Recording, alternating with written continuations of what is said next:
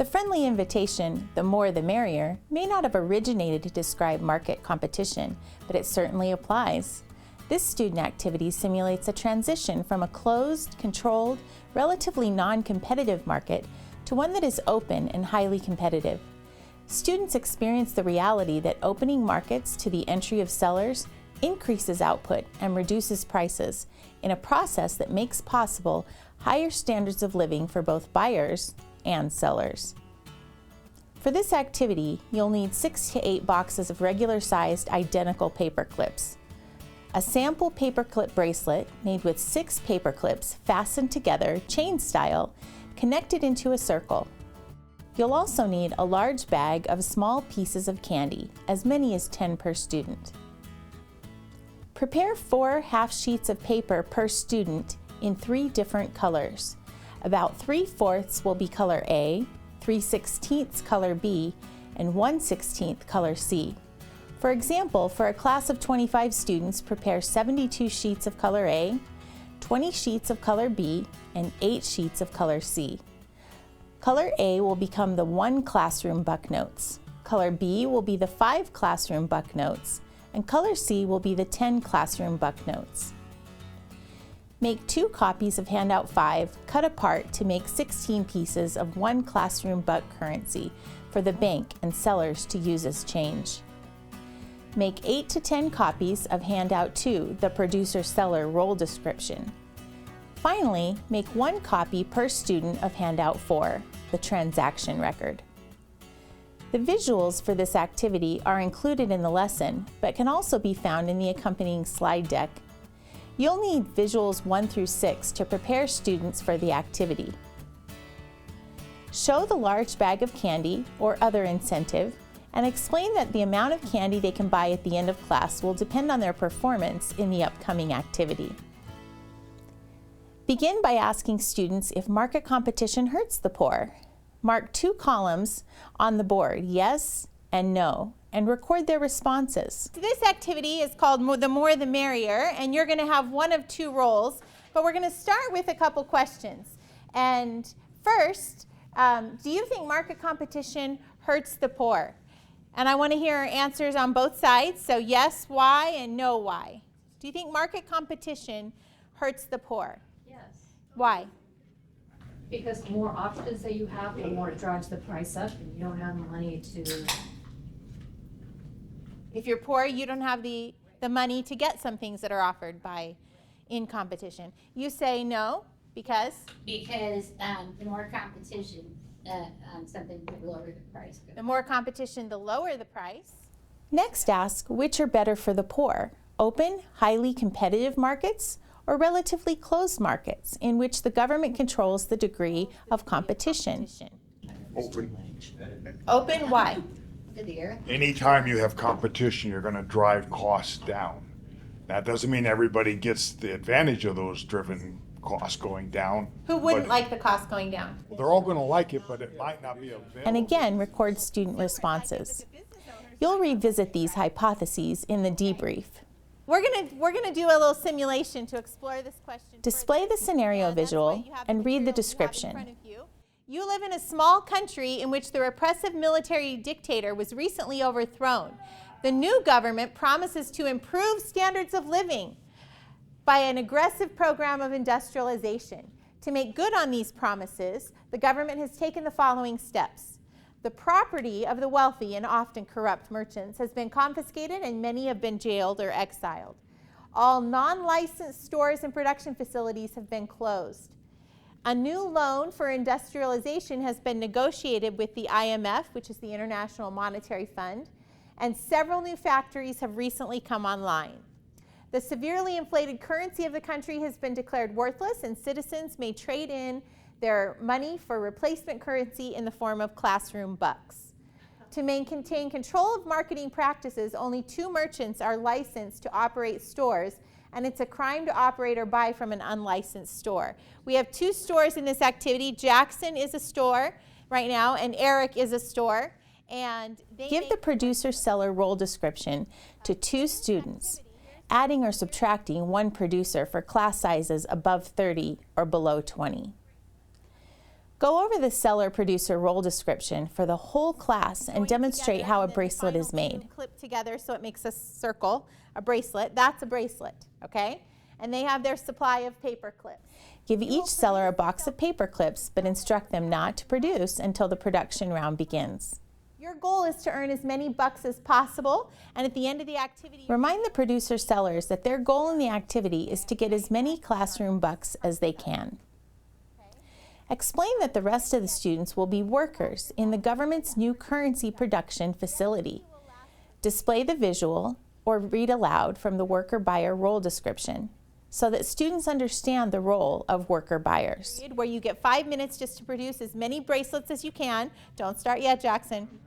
And then Mention, but do not belabor, the importance of making currency carefully. sellers do not have to accept currency that they believe is counterfeit. And so if you don't do a good enough job on your currency, all they have to do is ask me, is this real? And if I say it's counterfeit and it can't be used. This is simply a classroom management tool that allows you to keep all the workers occupied throughout the production sessions.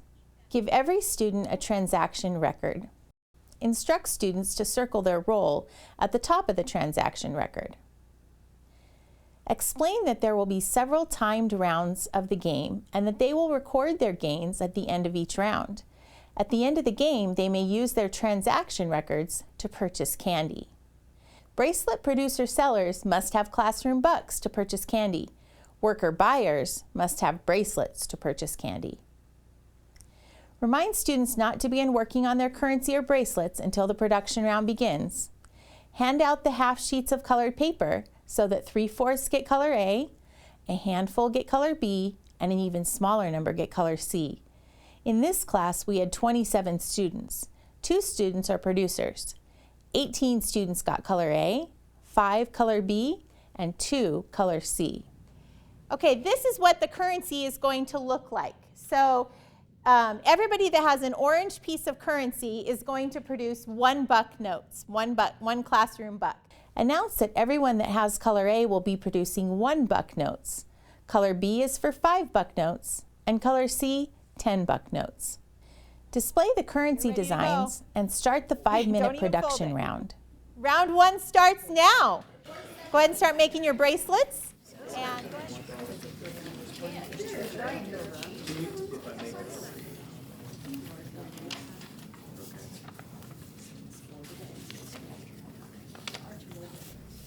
Give students a warning when there are 30 seconds left and end the round. time. Go ahead and figure out how many currency notes you ended up with. If you only finished 3, then you only finished 3. And producers, you stop producing your bracelets. If you have 1 in progress, you can set it aside for the next round. Before opening the market session, quickly remind students that during the market session, sellers may offer their bracelets for sale at any price and may even sell at different prices to different buyers. Buyers may offer and/or agree to purchase at any price using the currency pieces they produced. Remind both buyers and sellers to record their transactions on their transaction record handouts. Explain to buyers that any money not spent on bracelets will be collected at the end of the market period to represent that any money not spent on bracelets was spent on something else. Open the 3-minute market session. And the market round is open. You can buy bracelets. Oh, my storefront's right over here. Storefront's right over here. $3. Thank you so much. Thank you so much. I get all 4 right here. All 4? It says non, I think this is counterfeit. It says non-counterfeit. Take it. I'll take it. Right on. Ooh. Man, that is a really good deal. But well, I was in conversation. I feel like I'm all over the place in this business model. Okay, the market round is over. The market round is over. Go back to your seats. After the market session, collect classroom bucks from sellers as deposits to their bank accounts. Collect the purchased bracelets from the buyers for safekeeping. This classroom management strategy prevents thefts and eliminates the development of a secondary market. You can also ask students to disassemble the bracelets as they are turning them in. This will save you a lot of time later when you want to use the same paper clips for another class. Also collect the worker buyer's remaining bucks. Remind students that they spent that money on other things when they couldn't purchase bracelets. This step keeps the money supply stable from round to round so that subsequent price changes reflect changes in supply. Display the market record visual and ask sellers to report how many bracelets they sold at each price. Okay, I'm going to ask our sellers. I don't have a whiteboard, so I'm going to use this spreadsheet. And I'm going to ask Eric, will you tell me how many you sold at each price? Sold 7 total, and 2 were at 10. 2 were at 10. 5 bracelets were at $3. And 5 bracelets were at $3. 1, 2, 3, 4, 5. Okay? All right. Jackson, what was your highest price? $10. And you sold how many there? 2. 2? And what other prices did you sell at? I sold 2 for $4. 2 for 4? Draw students' attention to the range of prices and the numbers produced and sold. Debrief the round. Ask the worker buyers if everyone who wanted a bracelet was able to purchase one. Okay, workers, buyers. Did everybody get a bracelet that wanted one? No. Why not? He had one left and he upped the price. He had one left and he upped the price and sold it to somebody else. Students who made 10 classroom bucks will have more bracelets than students who made $1 notes. Ask the producer sellers if they were able to make as much money as they wanted and why they ended up with different amounts of bucks. Jackson, would you like to make more? Well, yeah. Of course he does. Would you like? I made what I was hoping to make. I realized I could have made more, and I plan on raising my prices. Okay, just so you know, he says. Okay. Announce that there will be at least 2 more rounds of the game, and that after the next round, worker buyers who choose to do so may become producer sellers by purchasing a production license from the teacher for 4 classroom bucks, or borrowing 5 classroom bucks from the bank. Hand out another half sheet of colored paper to each student, keeping their colors the same. Replenish the producer paper clips if necessary. Open a 5-minute production period, followed by a 3-minute market period. Production period starts now. It's 5 minutes. Okay. Time's up. And the market period is open. Market period's open. See if you can get a bracelet. This is so I have 3 areas of interest. These are gonna be $4.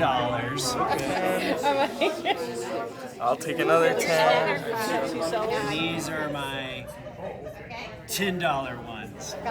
2 left. I got Loyal customers.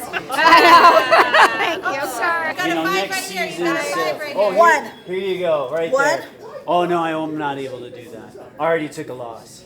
Okay, the market round is over. The market round's over. Once again, display the market record visual and have each seller report the number of bracelets they sold at each price. Debrief round 2 by asking the same questions as round 1. Before beginning round 3, announce that more resources have become available and offer the opportunity for worker buyers to become producer sellers for $4 cash or a $5 loan, which must be repaid at the end of the activity. Limit the number of additional sellers to 3 to 5, or you won't have enough buyers in the market session. Do not announce the number of seller licenses available, just open a line. When you have enough sellers, close the line by saying there are no more resources available. Unfortunately, all the business licenses have been sold. Use a marker to write seller on students' transaction records next to round 3. Collect their $4 or write $5 loan on their transaction records.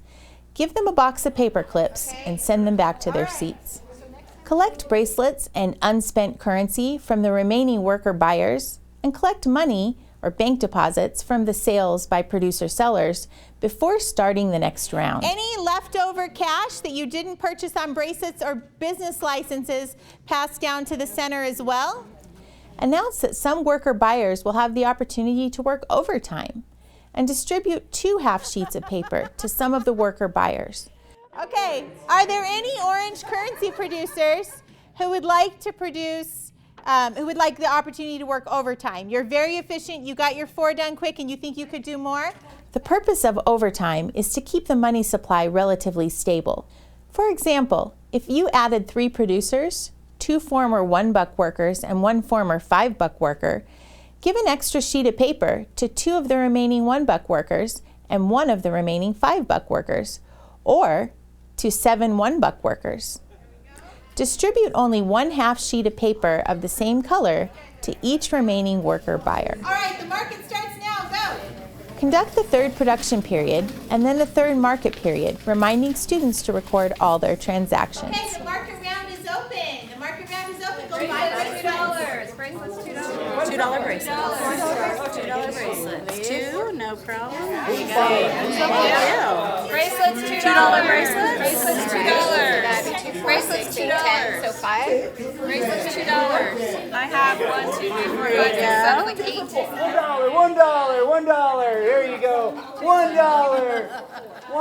There you go. Okay, the market round is over. The market round is over. Go ahead and add up on your transaction sheet how many bracelets you purchased. Tally the results of round 3 on the market record visual. Chris, how many did you sell?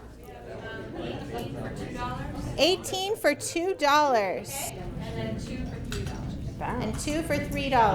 Debrief the activity by asking what happened to the production level and prices of bracelets over the activity. Production went up. Prices went down. Okay. Ask the new sellers if they benefited from becoming a producer seller. Yes. Yeah? Enough to pay off the $5 loan? For sure. Most will have improved their situation by becoming sellers, but others may contend that they would have been able to buy more candy if they had remained worker buyers. Point out that while the economy as a whole benefited from greater production and lower prices, the opportunity to enter the market entails risk for an individual and doesn't guarantee that they will be better off. Ask the original sellers how their income changed in round 3. It's likely that their incomes went down as the overall price of bracelets was lower. Ask the worker buyers if they were better off in round 3. Students will likely say that they were better off because they could purchase more bracelets and at lower prices. Finally, ask which group of workers benefited most from opening the market to more competition. Poor people. Who were the poor people? Me. The lower prices and greater availability made the biggest difference for the poorest worker buyers, both those who remained worker buyers and those who chose to become producer sellers. Conclude the activity by returning to the students' hypotheses recorded before the simulation. Ask which hypotheses are supported by the bracelet simulation and which are challenged.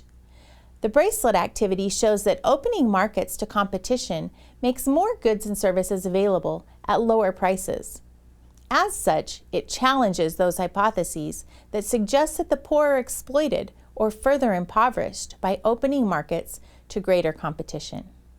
Given their experience in the bracelet market, ask students if it would be better to be a poor person in a country with open markets or in a country with closed markets. Although the $10 workers may have found no advantage to opening the market in round 3, the $1 workers clearly benefited from the freedom of new sellers to enter the market. More bracelets were produced, and the sellers had to compete for sales by lowering their prices. Some workers even had the opportunity to try to change their condition by becoming sellers, something they couldn't do when markets were closed.